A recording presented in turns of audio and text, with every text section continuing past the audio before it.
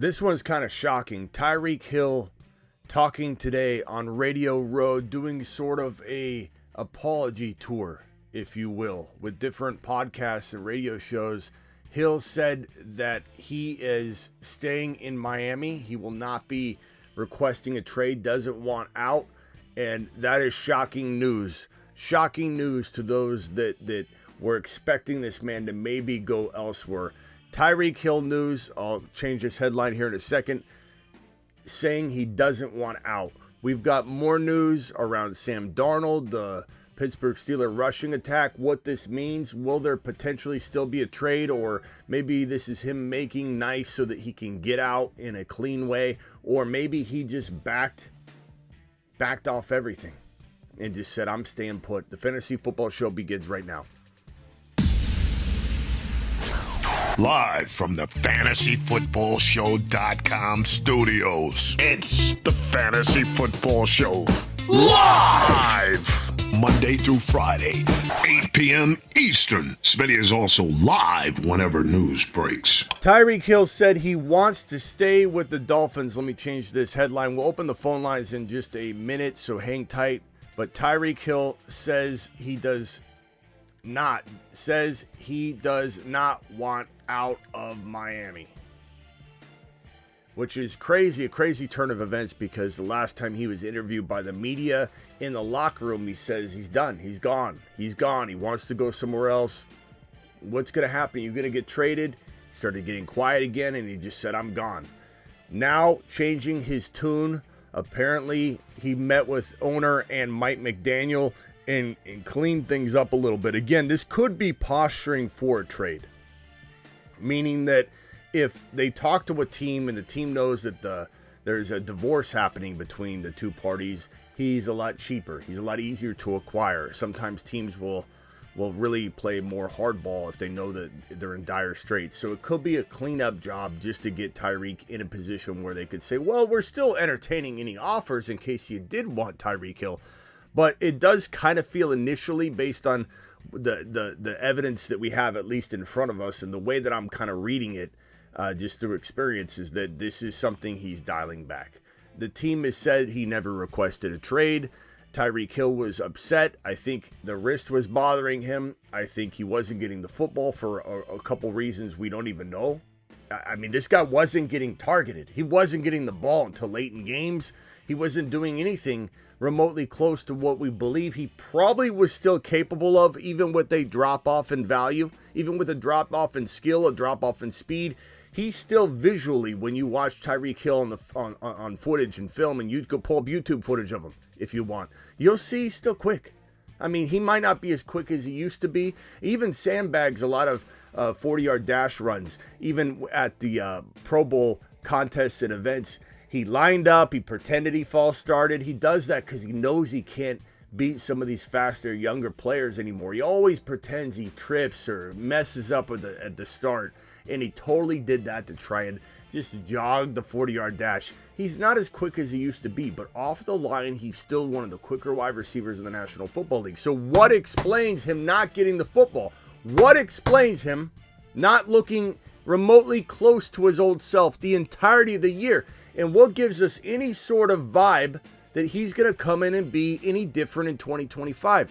The truth of the matter is, we can't assume crap when it comes to this. We can't assume he's going to be the same player. We can't assume he's ever going to return to form. We can't assume he's a wide receiver one. We can't assume any of that. But the good news is ADP will not ask us to invest at that value. We will be investing at what, according to this very moment on Underdog, his ADP, according to the data, this is updated as of this very second, as of today, he is wide receiver number, let's see here, number 12, which means he is borderline a wide receiver one value-wise, which means he's going in the second round, which means I pull up a random big board draft right now that I'm doing on Underdog, and you can do the same thing.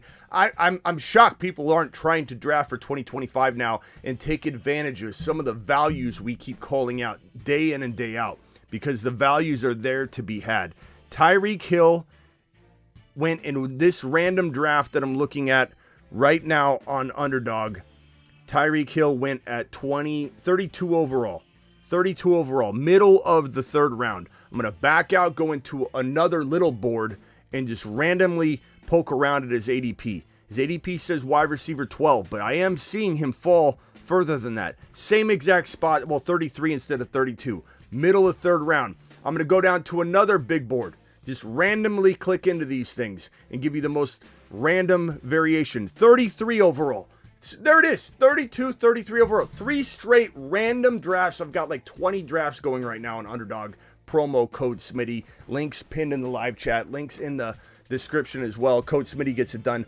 I have like 15 slow. You could do slow drafts. Slow drafts are fantastic. I got 15 slow drafts, maybe 20 going, and I just randomly clicked on 3. He went at 32, 33, 32. The question we have to ask ourselves, are we willing to invest Tyreek Hill 32, 33 overall value? Are we willing to take him in the middle of round 3, 3.5, 3.4, 3.6? Is that a feasible situation in territory? Can he earn his keep in that stage of a draft?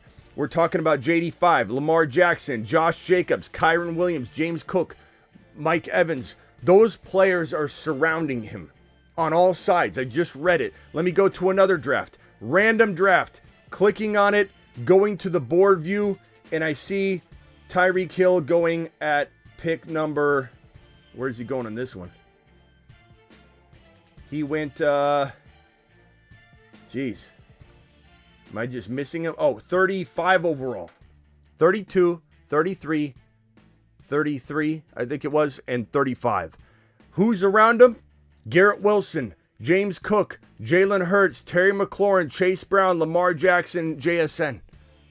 I'll be honest with you guys. He does not deserve his current ADP.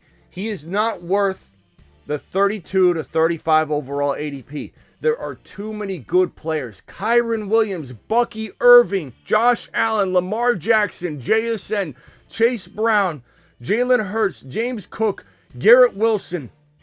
None of those players should be going after Tyreek Hill. 0 of them. And that is all of the players around him. And I'm not even skipping a single name. There's no reason you should be drafting Tyreek Hill in the middle of the third round. 0. In best ball, 0% of your leagues. This isn't one of those things like, okay, he's going to get hurt, going to take him in just a couple, Underdog. 0. There are too many names I just named that are all surrounding him front and back of his ADP. No chance. 4th round, okay. 4th round, we dip in the 4th round. Devontae Smith, Rashee Rice coming back from not only a bad knee injury, but also a suspension potentially for him 2 to 6 games. Zay Flowers, Tet McMillan, not that I don't like some of these guys over Tyreek. Adunze, J-Mo, DK Metcalf. The 4th round, Xavier Worthy, Marvin Harrison Jr. The 4th round seems very doable for Tyreek Hill. My conclusion here today, as your judge, jury, and executioner, is that Tyreek Hill is not worth at all 0% his 32 to 35 overall middle of the 3rd round ADP. Wouldn't be deserving of even late 3rd round ADP. But if he should fall to round 4, I will be okay with a very small percentage of ownership in best ball, not in your home leagues, not when you've got 3 or 2 or 1 buddy league or work league on the line where you don't get to do a ton of them. That's 1 league. In the home leagues, no, stay away. On Underdog, okay, 5 to 7% of your leagues, very, not even 1 out of 10. We're talking about 1 out of 20 leagues. Am I okay with a Tyreek Hill drafting in round 4? Yes. In round 3, absolutely not. Smitty disapproved. You've just been Smitty disapproved. And if we swing on over, and we'll open the phone lines here in a second, you guys can dial in now. Call into the show. Call into the show. If we swing on over to the other pieces of news of the day, Sam Darnold, Vikings head coach Kevin O'Connell, congrats to him, said Sam Darnold has earned the right to be a free agent when asked about the possibility of re-signing him. But he did give mixed signals. He did say something to the tune of the team, marching forward and being built around Darnold. But then he was clarifying the question because someone asked him a question. There's a lot of media random questions that a lot of people that quite honestly don't really deserve to be titled media are slinging at these guys. And it's just full of anybody who has an Instagram account can get a media pass now. And they're down there on Radio Row slinging these questions at players. But O'Connell was asked a question, and the question was something along the lines of Darnold coming back. And I think he confused the question. We're not even sure. And so he clarified later saying he deserves to be a free agent. Hang tight, mute for me, Blake. I don't know what the hell you're doing over there, but mute for me real quickly. So Darnold, we don't even know. There's a possibility.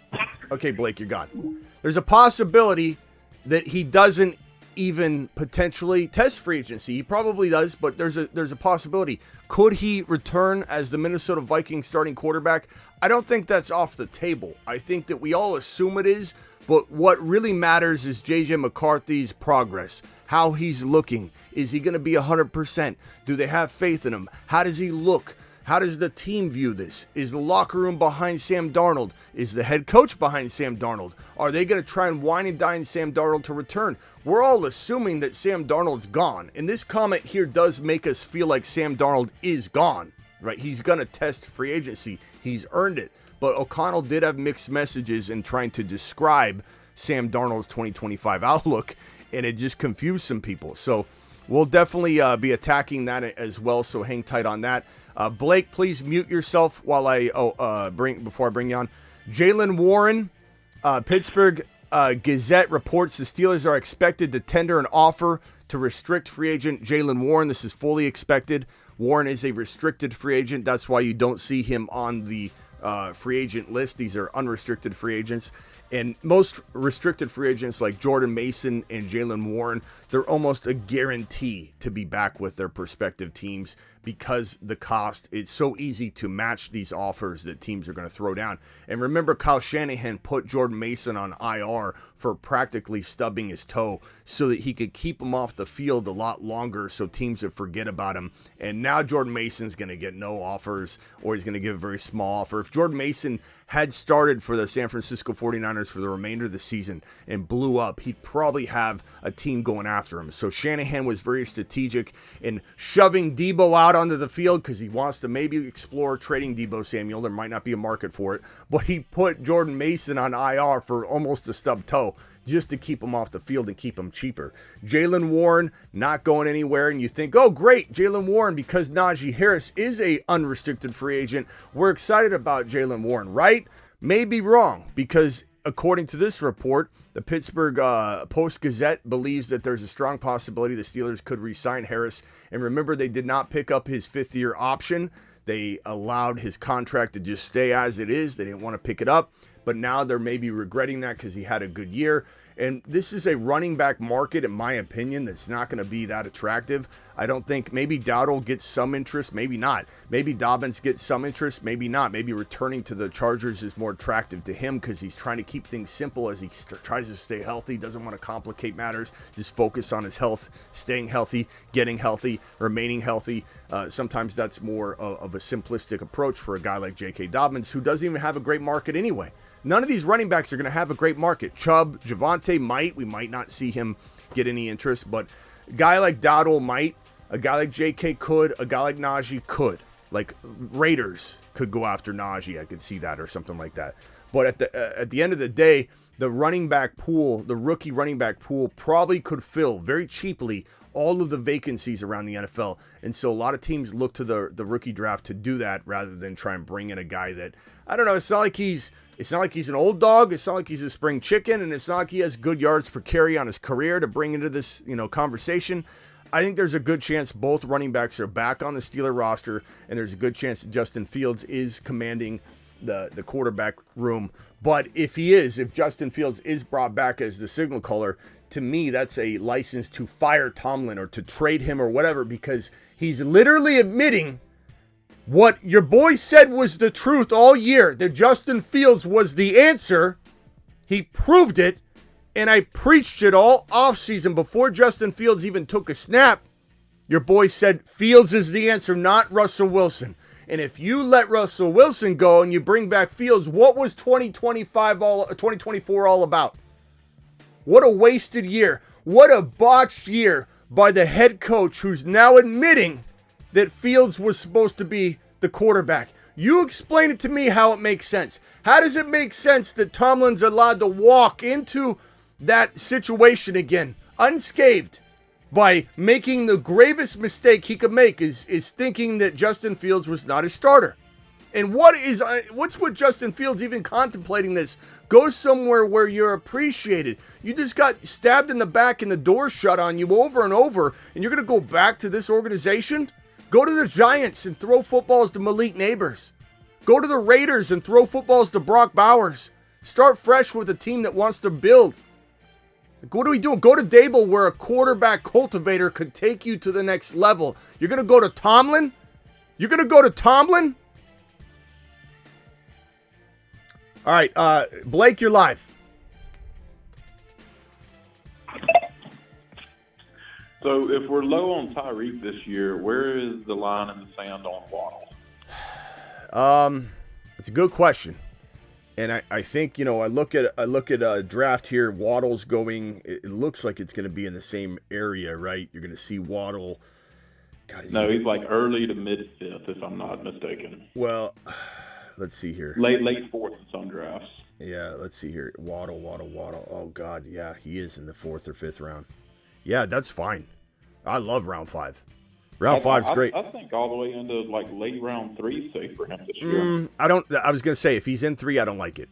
Just because he is an injury-prone player that is not proven to be consistent and somebody you can put a season on. Trusting Waddle in round 2 and 3, even last year, I told everyone not to for 2 straight years in a row. It's like Deontay Johnson was a 2nd and 3rd round player 2 years ago. You remember that? And I'm just like, What are we doing? Why are people drafting Deontay Johnson in the 2nd and 3rd round? 2 years ago, people were doing that. ADP was 2nd to 3rd round. It was wild. And Waddle is better than Deontay, of course, but the value's been very similar in terms of disappointment and cost of entry and what you get back. I think the 3rd round would be a mistake. I think the 4 to 5 turn, and especially the 5th round, is good value. You look in round 5, you're talking about Devontae Adams, George Pickens, Hampton, who I like. Kamara, hard to trust, but I like him. Kenneth Walker, love him, but hard to trust. Chris Olave, love him, but completely hard to trust. Like, that is questionable territory right there. Give me Waddle all day long over almost every one of those names, but maybe Hampton if Hampton landed in the right spot. I love Hampton as a rookie running back in the right spot. But, you're talking about Debo and Shakir and Ridley. Like, give me Waddle all day there. That's perfect. I do remember now. You're right, 5th round. I remember in a draft a little while ago, I took Waddle, and I couldn't believe he was there. I went heavy running back and quarterback, and I had one wide receiver through, I think it was 5. I might even got him at the top of 6. It was weird. He goes all over the place. But I think if he can fall to the end of 5, you're crazy to take him in 3. Let him fall, and if you miss him, you miss him. But because he can fall to the end of 4, why would you even, or 5? Did I say 6? I meant 5. I got him at 5. In a couple drafts already. If you can get him there, why would you even flirt with the idea of 3rd round? No. Doesn't package any risk, bro.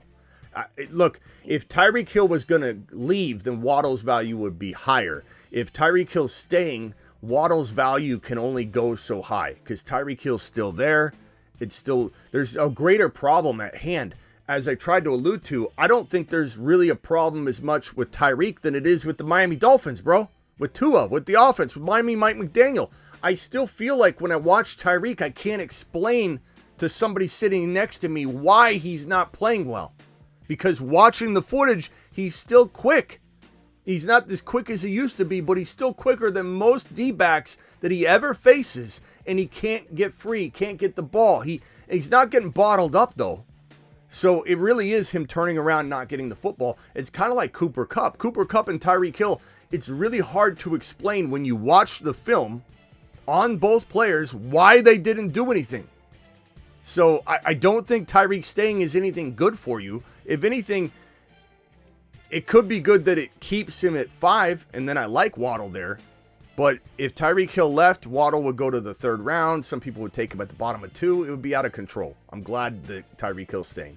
Because honestly, I don't really care where he goes, and I'm not going to invest him in anyway.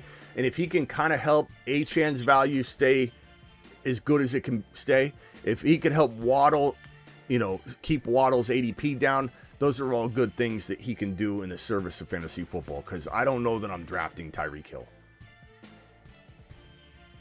If Miami drafts another running back this year, is that going to keep this?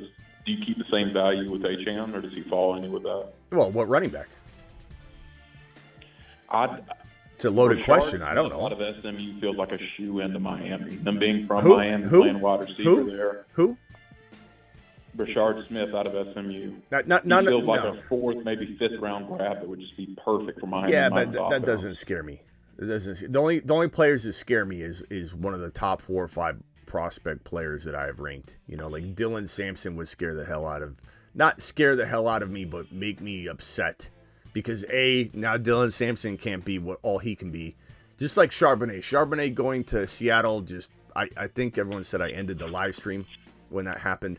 That was just a kick to the nutsack. What a paralyzing move for fantasy football to have Charbonnet go and then get drafted behind another player that he can't really unseat very easily. If Dylan Sampson or Hampton or one of those players landed in Miami, hell yeah, I'd be worried about Achane to a degree. Then again, if they draft somebody, it's probably for between the tackles. They're not trying to replace Achane, but maybe they want to get Achane out in the flat more, running routes. I'd still be very, very intrigued. If anything, maybe we would be initially mad, but we'd circle back and say, now Achane's a 4th rounder. Good God, all in. You know what I mean? Like, everything happens, in different ways that create value or take away value. We'll take it as it comes, but no, I'm not worried about mid-range guys at all. Whenever I see him, I see a lot of similarities with Achane. He looks like he comes out of a cannon every time he runs through the hole. Well, I see him being a very, very sleepy 4th or 5th round draft. Maybe, but bro, if they draft a player like Achane, he's not seeing the field because he's not unseating Achane. If they draft a between the tackles running back, he could see the field, but Achane could still be on the field and not really affect him. But if anything, the more similar the player is to Achane, the worse it is for them. Look at Blake Corum as an example. Everyone said Blake Corum, he runs just like Cairo. Look what happened to that. Blake Corum didn't do anything. But you also had a lot of people last year saying that Bucky wasn't going to be anything because Rashad White was a passing down back. Which I thought was a bad argument. Well, Bucky also developed in the NFL differently. He was not an elite prospect. He turned into an elite player. That happens. You can't always see everything from the college prospect level because people will bring different baggage and skill sets and untapped potential that gets tapped right away when they get the right coaching staff and belief in that player.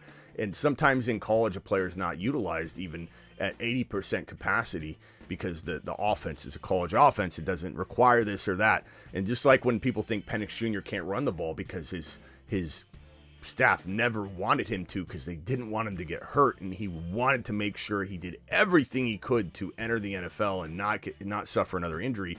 Now that he's in the pros, he's going to run a lot more, and he's going to look great doing it, and people are just going to stereotype him as a non-running quarterback. That's just the nature of prospects. All right, Blake, appreciate you, bro. Later.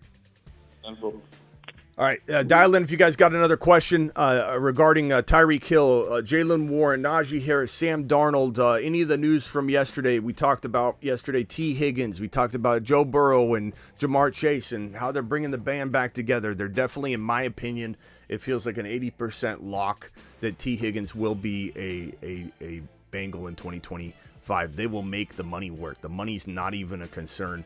It's just a matter of will the organization pay it. It's not a matter of can they afford it. It's can they pay it. Because Burrow's going to restructure whatever the hell he needs to restructure. Any super chats will be handled in order in which they're received. Smitty, you look thinner. I slimmer. I got a... Smitty looks slimmer to you. we are doing pretty good, with the steps and everything. But Smitty's about to get ripped. Right now, I'm not a super ripped guy like that. Me flexing, you can't see definition. I got an exciting announcement. This happens. I'm gonna wait to announce it, but this happens here in the next day or two, depending on when I get the product delivered to me. It's in ship. It's being shipped right now. It's in transit. I've got a new sponsor that we're going to talk about, and I'm going to get fit in a 60-day challenge using this product. Might use it on air for $20 super chats every time I get one. I pump out a set, but just wait. That's coming, and I believe in this product a ton. We'll talk more about it. Appreciate you, but we're going to get ripped on this channel. We're going to get ripped. We're going to do it together. Darnold is the curious case, guys. Call in. Call into the show. Call into the show.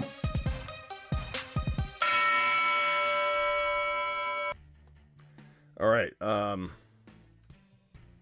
don't know what else I would want to talk about tonight.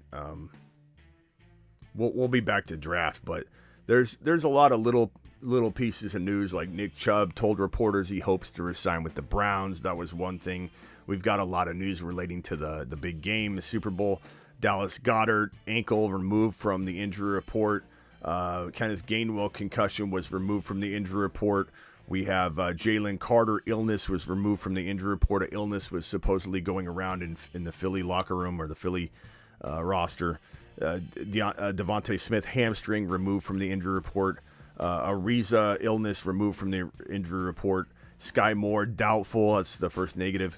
Tyreek Hill, here's more report on this one. I can read further on it. Speaking on Pro Football Talk, Hill took full responsibility for telling reporters he wants out of Miami. The statement came just after he walked off the Dolphins sideline in the middle of a game in Week 18 against the Jets.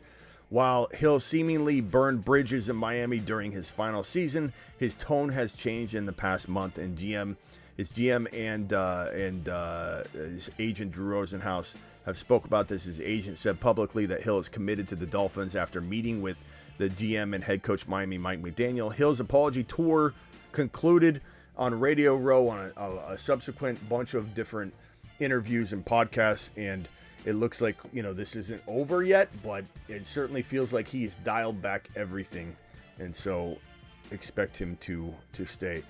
Gus Bradley, formerly of the Indianapolis Colts, was hired to the 49ers coaching staff. I already talked about Najee and Jaylen Warren, both likely to be Steeler next year. Well, Najee's a lot more difficult case because he's got to sign a deal, whereas Warren's going to get slapped with a tender and remain with the team. Josh Allen, as we talked about last night, you guys all know, won the NFL MVP, deservedly so. And all the options that we were looking at, Lamar, Burrow, Barkley, I believe JD5 as well as NFL MVP, and Josh Allen were all very worthy of it. People cry and complain about everything. Like, just enjoy football. Enjoy football. Stop taking things so personally. Kevin O'Connell was named NFL Coach of the Year, deserved, as was Quinn, as was really anything. You look at the Buffalo Bills, and you got to kind of attach that to this situation and say, well, if Josh Allen with no weapons can really turn and carry a team and be as good as he was, I mean, you got to look at that situation too. But O'Connell definitely deserving. What he did with Darnold was amazing. A lot of good news from yesterday. Comeback Player of the Year, Joe Burrow. Joe Burrow went to the podium and said, not an award you want to be nominated for multiple years in a row, but Joe Burrow is glad to take the award and says he's healthy and he's never been healthier. And all these ex-doctors, Twitter doctors on Twitter, aka X, acting like Joe Burrow would never be the same. Remember those reports? People coming to the live stream and we'd say, pancake stack. The stack above all stacks. It's time. And somebody would meander on into the live stream and go, but according to this doctor on X, Smitty, this Twitter doctor, he says that Joe Burrow will never be able to grip the ball the same. He will never be able to throw with the same velocity. And this guy who just started playing fantasy football 4 years ago, but has been a doctor for 15, said this, Smitty. What do you think about that? And what I said about that was... Wrong. Muy mal. get lair. Your Bijan card has been... It's insane. It's insane. You don't need to go anywhere else. This is where we play fake doctor, but we bring 20 plus years of analyzing this stuff. It's crazy to me, the amount of misinformation out there in terms of guys like Joe Burrow and all this and all that. It's crazy. It's crazy. Look at Joe Burrow now. Look at Joe Burrow now. Josh Allen MVP. Totally deserving of it. My boy, Josh Allen. Mang, Josh. All right, couple phone calls. Call into the show. Call into the show. Dial in. Brought to you by The Attic.shop. The Attic has an exciting announcement with a couple sponsors. Usually this time of year is when we start talking about sponsors and this and that. And The Attic, I am glad to announce, is going to be returning for another season here on the channel. The Attic.shop is where you can get all your amazing movie tees and hoodies. And this is such a cool story about how The Attic even developed. Formerly Grindhouse, they changed their name to The Attic because all of these designs were found in an attic of the owners of the company. Their father had, back in the day, all the rights to print these movie posters. And once you had these movie posters in the collective, frame of everything you see, they had the rights, and they always have the rights. They can't take pieces out. They can't start promoting Godzilla. Like, nobody could do that without the copyright. But inside the poster, they own the poster. And so they create these amazing old school, found in the attic movie posters. And we should have apparel, the Fantasy Football Show hoodies and hats and stuff like that coming as well. So they're back. Excited to announce The Attic. NC, The Attic NC on Instagram for North Carolina, The Attic NC on Instagram, The Attic.shop for the website if you want to order. Tell them Smitty sent you if you want. They'll probably, I got to get a discount code for you guys, but you could email them and they'll probably give you one. All right. Appreciate you all. Tyreek Hill, Sam Darnold, Jaylen Warren, Najee Harris, Nick Chubb. We got some news to discuss. If you guys want to dial in and call in and have a discussion around it. Saquon Barkley named Offensive Player of the Year. If you missed out on that, Burrow Comeback Player of the Year. It was quite a day. Jaden Daniels named Offensive Rookie of the Year. Of course, everybody knows that. And that was basically what happened during the NFL Honors, which was blocked to most people. I don't know about you guys. Raise your hand if you tried to watch the NFL Honors live. Because I did, and I couldn't watch it. It was not available to me. There was no way for me to watch it. It was blocked in my area. It was blocked in a lot of people's area. And I saw everybody complaining about it as well on X all over the place. I couldn't believe what I was witnessing. What in the hell is going on? Why isn't there an option? I know everyone's complaining about now you got to have Peacock to watch games, Amazon Prime, NFL, network. I've got all those things and I still couldn't watch it. I don't understand. What do I have to purchase in order to watch the NFL Honors? Why is it blocked for me in Arizona? I'm nowhere near New Orleans. That has nothing to do with Arizona, the state of Arizona, state 48. What in the hell is going on? And I know a lot of people were upset about it. Am I doing a draft tonight? Yes, Blake, I am. While other shows are talking about which appetizers to serve at the Super Bowl, you are setting the table for next season. That's one other thing what I hate. I may try and go to the Super Bowl, festivities again like I did when it was in Arizona.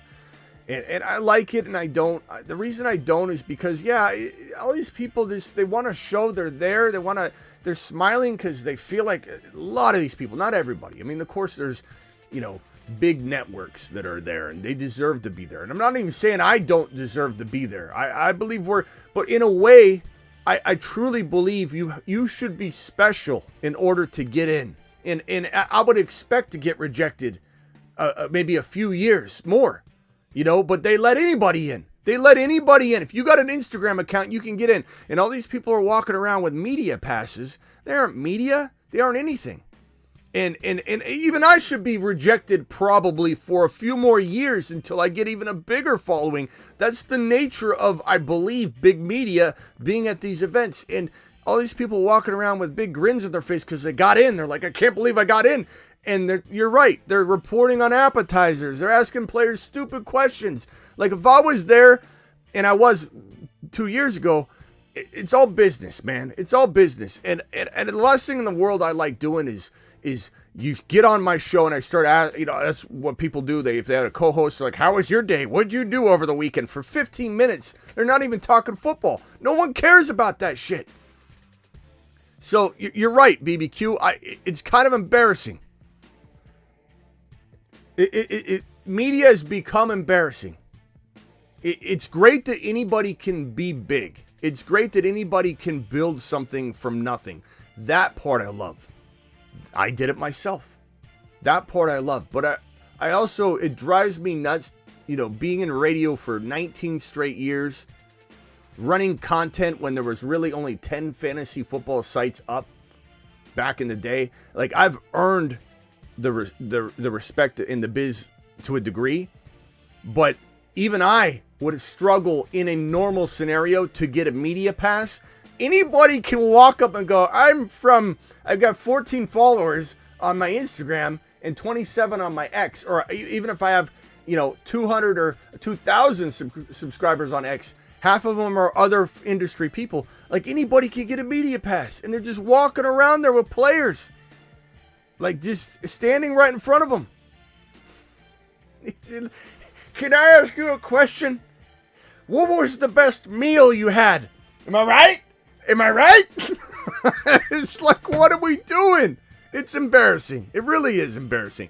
I may or may not go next year. I prefer to just do a show from my own studio, to be completely honest, but I know you guys would enjoy a live show from the festivities, having Kyron Williams sitting next to me. And for that, I would want to do it, but that doesn't tickle my fancy like some of you might think. I don't need to have that. I don't even really, it's not even what, I wouldn't mind Kyron sitting right next to me, interviewing him. It would be fun. And Bijan's there, and I could, there are some positives. I'm not saying I wouldn't enjoy it, but I don't need it.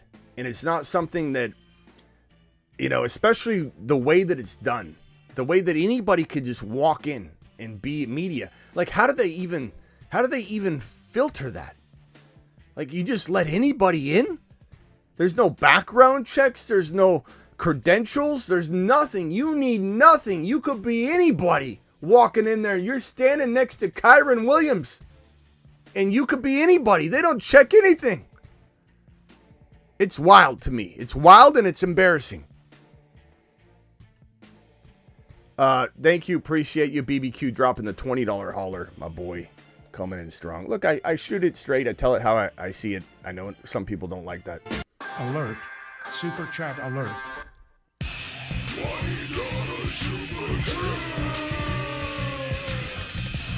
To Jupiter. Hi, I'm Steve from Steve's page. Can I stand next to Bijan Robinson? Can I sit right next to Kyron Williams? Can I pull Kyron's chair out when he tries to sit down? Like, what are we doing? What are we doing?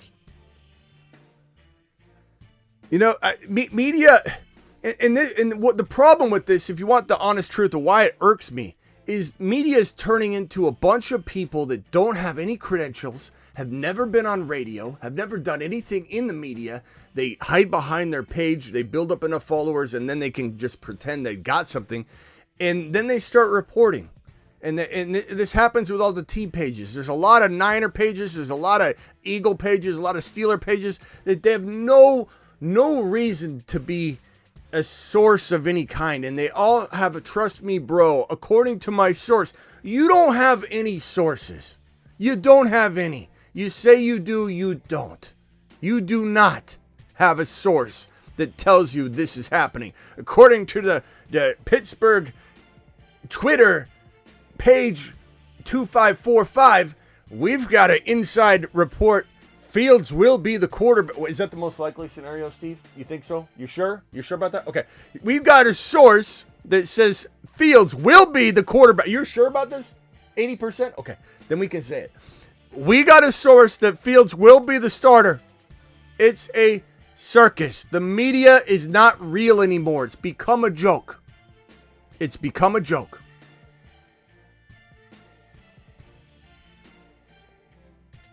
Call into the show. Call into the show.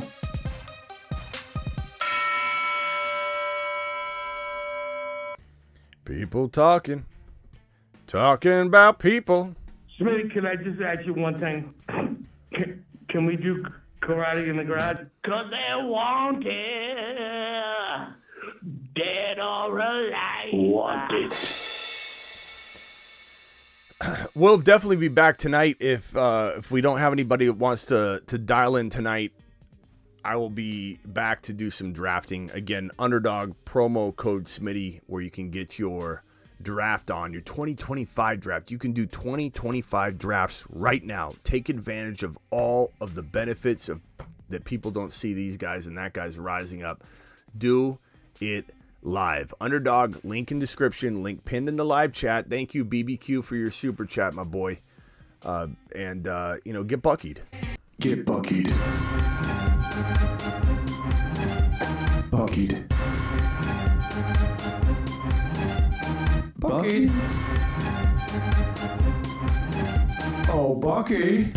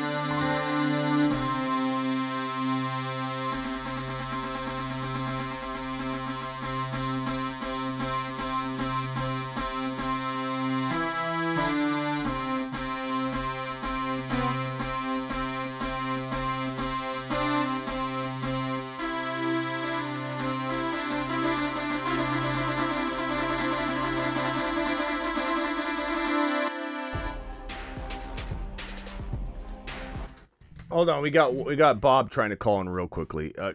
Go ahead, John, aka Bob. Before I leave. Hey, I wanted to get your thoughts on Johnny Smith and whether or not you think he can continue to do what he did last year. Is he worth taking a risk on this year, considering Tua seems to just get a concussion from walking? What are your thoughts on Johnny Smith this year? Funny you say that. Take a risk on him, bro. It's crazy because his ADP, Jonnu Smith, is going at. It's ridiculous. 8th round. Why? Why is he in the 8th round? What does Jonnu Smith got to do to get some damn respect around here? So, rephrasing what you said, is it worth taking a risk? I don't think there's a risk at all. Is it worth just grabbing this guy in steel territory? Sure. I'm not saying it's a guarantee he replicates what he did, but my thinking is was it happenstance? Did he walk into, and Superfish, congrats to you, you're going to probably win. I imagine you're going to win this contest. We'll go through it once the Super Bowl's over, but Superfish put a bold prediction, $50 bold prediction. We're going to clear the board and restart it. Any $50 hauler gets a free prediction on the board, and then you can co-host for a segment or two of the show, so Superfish will be able to do that, or give it away, or just call in for 2 segments of Superfish, or Superfish could be on the phone line the whole show if that's how Superfish wants to handle it. But Jonnu Smith, is it happenstance? Is it just situation? I don't think so. When you watch Jonnu Smith, he was dominating. When he did well, he proved, so how was he an 8th rounder? So we'll have more on Jonnu Smith. He's definitely a steal. Great question, John. Anything else? And then as far as the backup RB there, I think the dude is Wright, something like that. Jalen Wright. Jalen Wright. Is he a must-cup again going forward? For do now. You think there's any possibility that he sees more playing time? Yeah. Maybe moves into a Monty role, something like that? Yeah, I think that one of the things they've got to correct is to come back with the Mostert and Achane type of production. And if that is through Jalen Wright and Achane, so be it. Obviously that's probably what they're going to look at. And hopefully Mike McDaniel's smart enough to know that he has to look at that. But I don't know if he is. I'll be honest. I don't know if Mike McDaniel's a good coach at all. I think he's an absolute offensive guru. But sometimes an amazing mathematician cannot be a great professor. It's just the nature of life. He just does not look like he's cut out for it. So hopefully he learned a lot. There's been talk about him taking away play calling duties, and he's open to that. He said before maybe that is the difference maker for him. He can scheme up some stuff and then have a big say, but maybe be more of a Campbell and try and learn that role. But damn, man, I mean, Mike McDaniel is botched a lot so far, and I don't know that I would put my money on him banking on Wright, but I think that if he's used properly, Wright could be that Mostert and Achane would be unaffected. Appreciate it, Smitty. Have a great night, man. All right, later, bro. All right, unless there's another caller, I'm out of here. Appreciate you. Be back tonight to draft. Underdog promo code Smitty. Don't forget, Underdog promo code Smitty. Don't go into this weekend without skin in the game. Drop a bunch of highers, some lowers. We got Saquon Barkley with, I think, 112 yards. Let me throw those two things on screen real quickly. 72 of you still in here that decided not to leave. That was a smart decision on your part. Very smart decision, because we don't always, when we look like we're ending the show, we don't always end the show. We've almost ended the show with the credits coming up like that, and then we stayed alive another 2 hours once. So you just never, ever know what's up. So let's drop this on here. These are just two ones that I like right now. Saquon Barkley higher than 114.5. It moved up. It was 112, I believe. 114.5. I like the higher on that for yardage, rushing yards. I've got Mahomes with 1.5 TDs, meaning he has to throw 2 TDs. These are just two very early hires that I like. Underdog promo code Smitty, link in the description. The link inserts code Smitty for you. 50% matching your first deposit all the way up to $1,000. So definitely get some skin in the game and play Underdog walking into the big game. But also, draft now on Underdog. $3 drafts the little board, and then $5 drafts the big board. You drop $10 is the minimum on Underdog. You drop $10, they match it 50%, so they give you 5 if you're going to do the minimum. That's $15. 3, 6, 9, 12, 15, 5. Do some drafts. Do some $3 drafts. You can do $3 drafts or do $5 drafts. You can do 3 $5 drafts or do the $3 drafts and get more in. That's awesome to have that much skin in the game for 2025 already. You can do 5 drafts right now for that amount. For doing a $10 drop, you can do 5 drafts. And it's so fun to reflect on those in weeks 1, 2, 3. And you can go back and look at your team, see what place you're in. We got Superfish. Please read membership milestones, $2 hauler. Thank you, Superfish, for dropping those, for dropping that super chat. Celebratory message from Superfish says, draftable Dolphins, Achane and Jonnu. I can concur with that. Unless Wright was to climb into a better territory of value, I can agree with that. BBQ, thanks again for the $20 hauler. You're the man, the myth, the legend. BBQ to the moon. I will see you all tonight. We'll be drafting tonight. I'm sure going over some sort of news as well. Peace out for a few hours at least. We'll be back tonight. We're usually live. Our graveyard show, our after dark show, is usually midnight Eastern. Just to keep it simple for everybody, and something you can always remember. 8 p.m. Eastern, Monday through Friday. As you can see on screen, live whenever big news breaks. Additionally, it's a different show. Whenever news breaks, we do an emergency live stream. And that's especially the case in March and April and May. And then graveyard shows whenever I can, pretty much every other night, or sometimes we do them like 3 nights in a row. Sometimes it's every other night. But tonight we should definitely be here for some drafting. Promo code Smitty, Underdog, link in description, link in live chat pinned. Make sure you sign up. See you all tonight.